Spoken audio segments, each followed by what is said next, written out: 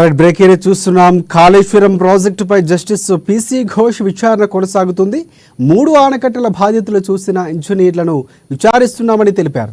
అఫిడవిట్లో ద్వారా అన్ని విషయాలు తెలపాలని ఆదేశించినట్లు జస్టిస్ పీసీ ఘోష్ తెలిపారు. ఇంజనీర్లందరూ జూన్ 5 లోపు నివేదిక ఇవ్వాలని కోరామన్నారు. అఫిడవిట్ ద్వారా అయితే అన్ని విషయాలు అంశాలు రికార్డు అవుతాయని అభిప్రాయపడ్డారు. బ్యారేజీల విషయంలో లెక్కలు తప్పినట్లు కనిపిస్తున్నాయని, లోపం ఎక్కడుందో తెలుసుకునే ప్రయత్నం చేస్తున్నామన్నారు. దీనిలో ఎవరి ప్రమేయమైనా ఉందేమో తెలుసుకునే ప్రయత్నం చేస్తున్నామని, నిర్మాణ సంస్థల ప్రతినిధులు కూడా విచారణకు పిలుస్తామని జస్టిస్ ఘోష్ వెల్లడించారు.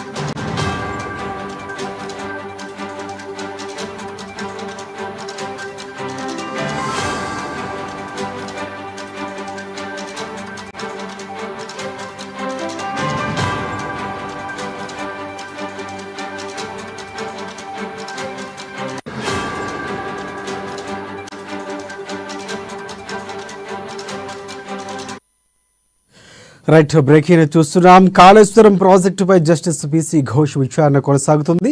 3 ఆనకట్టల బాధితులు చూసిన ఇంజనీర్లను విచారిస్తున్నామని తెలిపారు. అఫిడవిట్ ద్వారా అన్ని విషయాలు తెలపాలని ఆదేశించినట్లు జస్టిస్ పీసీ ఘోష్ తెలిపారు. ఇంజనీర్లందరూ జూన్ 5 లోపు నివేదికలు ఇవ్వాలని కోరామన్నారు. అఫిడవిట్ ద్వారా అయితే అన్ని అంశాలు రికార్డు అవుతాయని అభిప్రాయపడ్డారు. బ్యారేజీల విషయంలో లెక్కలు తప్పినట్లు కనిపిస్తున్నాయని, లోపం ఎక్కడుందో తెలుసుకునే ప్రయత్నం చేస్తున్నామన్నారు. దీనిలో ఎవరి ప్రమేయమైనా ఉందేమో అని తెలుసుకునే ప్రయత్నం చేస్తున్నామని, నిర్మాణ సంస్థల ప్రతినిధులు కూడా విచారణకు పిలుస్తామని జస్టిస్ పీసీ ఘోష్ తెలిపారు. ఇక ఈ అంశానికి సంబంధించి పూర్తి అప్డేట్స్ అందించేందుకు మా ప్రతినిధి రాంబాబు మనకి లైవ్లో సిద్ధంగా ఉన్నారు. ఎస్ రాంబాబు, చెప్పండి, కాళేశ్వరం ప్రాజెక్టుకు సంబంధించి పూర్తి స్థాయిలో విచారణ జరుగుతున్నటువంటి పరిస్థితి కనిపిస్తుంది. దానికి సంబంధించి అప్డేట్స్ ఏంటి? రాజశేఖర్, కాళేశ్వరం ప్రాజెక్టుకు సంబంధించినటువంటి బ్యారేజీలు, సుందిల్లా, అన్నారం, మేడిగడ్డ బ్యారేజీలకు సంబంధించినటువంటి అంశంలో ఇటు రాష్ట్ర ప్రభుత్వం అయితే విచారణ చేపడుతూ ఉన్నది. ఇప్పటికే జస్టిస్ పినాకిని చంద్రఘోష్ నేతృత్వంలో కమిషన్ అయితే వేయడం జరిగింది. ఈ కమిషన్ కూడా ఈ యొక్క బ్యారేజీలను కూడా పరిశీలించినటువంటి పరిస్థితి ఉన్నది. ఇప్పటికే 3 బ్యారేజీలను 2 రోజులుగా పరిశీలించినటువంటి పినాకిని చంద్రఘోష్ బృందం అయితే ఇటు విచారణ కూడా చేపడతా ఉంది. ఇప్పటికే నిన్నటి నుండి వారం రోజుల పాటు ఈ యొక్క విచారణ చేపట్టేందుకైతే ఇప్పటికే ఇటు బీఆర్కే భవన్లో ఉన్నటువంటి జస్టిస్ పినాకిని చంద్రఘోష్ యొక్క కార్యాలయంలో ఈ విచారణ చేపడతా ఉన్నారు. ఈ యొక్క బ్యారేజీకి సంబంధించినటువంటి అధికారులకైతే ఇప్పటికే నోటీసులు ఇవ్వడం జరిగింది. వీళ్ళందరూ కూడా నిన్న 7గురికి, ఈరోజు 20 మందిని కూడా విచారించినటువంటి పరిస్థితి. దీనికి సంబంధించి ఇప్పటికే ఈఎన్సీలు, అదేవిధంగా మాజీ ఈఎన్సీలను వీళ్ళందరినీ కూడా పిలుస్తున్నారు. గతంలో ఉన్నటువంటి ఇంజనీరింగ్ చీఫ్ అధికారి మురళీధర్ రావును కూడా నిన్న విచారణ చేసినటువంటి పరిస్థితిని. వీళ్ళందరూ కూడా వచ్చి ఈ యొక్క విచారణలో పాల్గొంటా ఉన్నారు. వాళ్ళు ఇచ్చేటువంటి స్టేట్మెంట్ను కూడా పరిశీలిస్తూ ఉన్నారు. ఇప్పటికే అఫిడవిట్ల రూపంలో కూడా తమ యొక్క స్టేట్మెంట్ ఇవ్వాలని చెప్పేసి కూడా ఈ జస్టిస్ పినాకిని చంద్రఘోష్ కమిటీ అయితే చెప్తా ఉన్నది. ఈ నేపథ్యంలో వాళ్ళు ఇచ్చేటువంటి ప్రధాన్ని కూడా రికార్డు చేస్తూ ఉన్నారు. దీనికి సంబంధించినటువంటి రేపు నిర్మాణ సంస్థలకు, అంటే రేపటి నుండి నిర్మాణ రంగ సంస్థలను కూడా రేపు ఎల్ఎన్టీ సంస్థను కానీ లేకపోతే ఇతర సంస్థలు కూడా రేపు పిలిచేటువంటి అవకాశం ఉంది. నిర్మాణ సంస్థలను కూడా పిలిచి దానిపైన విచారణ చేయాలని చెప్పేసి ఇటు జస్టిస్ పినాకిని చంద్రఘోష్ కమిషన్ అయితే చెప్తా ఉన్నది. రేపటి నుంచి ఏం చేయాలనే దానిపైన కూడా ఒక లిస్టు కూడా రెడీ చేసేటువంటి అవకాశం ఉంది. ప్రతి ఒక్కరు నిబంధన ప్రకారమే వ్యవహరించాలని చెప్పేసి ఇప్పటికే ప్రజల నుంచి కూడా వచ్చినటువంటి ఫిర్యాదులు 54 కూడా రావడం జరిగింది. ఇటు 54 అంటే ఫిర్యాదుల బాక్స్ను ఏర్పాటు చేసిన నేపథ్యంలో 54 ఫిర్యాదులు కూడా వచ్చిన నేపథ్యంలో ఈ 54 ఫిర్యాదులను కూడా అఫిడవిట్ రూపంలో తీసుకోవాలని చెప్పేసి భావిస్తున్నది. ఇక్కడ జూన్ 25 లోపు మొత్తం కూడా ఈ విచారణకు వచ్చిన వాళ్ళందరూ కూడా అఫిడవిట్ను ఫైల్ చేయాలని చెప్పేసి కూడా చెప్తా ఉంది. ఈరోజు ఈ యొక్క 20 మందిని కూడా విచారణ చేసిన నేపథ్యంలో అనేక విషయాలను కూడా జస్టిస్ పినాకిని చంద్రఘోష్ కమిషన్ అయితే రాబట్టినట్టు తెలుస్తోంది. ఈ యొక్క విచారణకు సంబంధించినటువంటి ఈ నెల 30 లోపే పూర్తి చేయాలని చెప్పేసి రాష్ట్ర ప్రభుత్వం ఆదేశాలు జారీ చేసినా కానీ ఈ విచారణ పూర్తయ్యేటువంటి అవకాశం కనబడని నేపథ్యంలో మరికొంతకాలం యొక్క ఈ విచారణ కూడా పొడిగించాలని చెప్పేసి కోరేటువంటి అవకాశం ఉంది. మొత్తానికైతే ఈ యొక్క కాళేశ్వరం కాళేశ్వరం డ్యామ్కు సంబంధించినటువంటి ముఖ్యంగా 3 బ్యారేజీలు సొందిల్లా, అన్నారం, మేడిగడ్డకు సంబంధించినటువంటి ఈ యొక్క బ్యారేజీల డిజైన్లకు సంబంధించినటువంటి అంశంలో తప్పు జరిగిందని చెప్పి ఇప్పటికే ఇటు అధికారులు కూడా చెప్తున్నారు. ఈ యొక్క విచారణలో కూడా ఇది తేలినటువంటి పరిస్థితి ఉన్నది.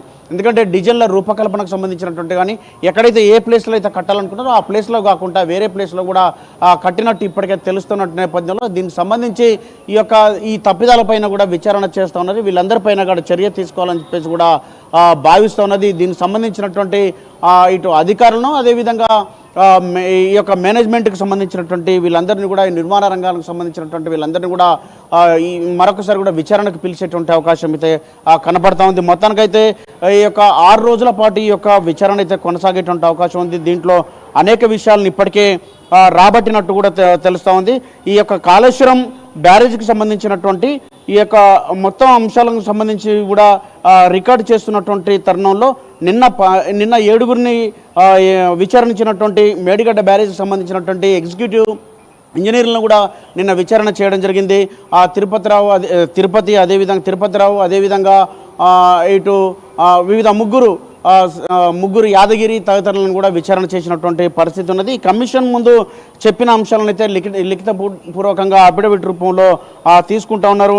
ఇటు నేషనల్ డ్యామ్ సేఫ్టీ అథారిటీ అదేవిధంగా ఇటు CAG report, vigilance and enforcement department ఇచ్చినటువంటి మధ్యంతర నివేదిక ఆధారంగానే ఈ యొక్క వీళ్ళందరూ కూడా నోటీసులు జారీ చేస్తున్నారు. ఇప్పటికే ఈ యొక్క పనులను కూడా అక్కడ ఇప్పటికే ముమ్మరం చేస్తూ ఉన్నటువంటి నేపథ్యంలో అనేక అవాంతరాలు ఏర్పడుతున్నా కానీ ఈ అవాంతరాలను కూడా ఛేదించుకుంటూ ఇటు ఒకవైపు అక్కడ ఉన్నటువంటి పరిస్థితులను కూడా ఇప్పటికే జియోలాజికల్ ఫిజికల్ సర్వే కూడా అక్కడ ఉండి పనిచేస్తూ ఉన్నది. అక్కడ ఉన్నటువంటి బోర్వెల్స్ ద్వారా మొత్తం అక్కడ ఉన్నటువంటి ఇసుక, బొగ్గు తదితర అనేక అంశాలను కూడా పరిశీలిస్తూ ఉన్నది.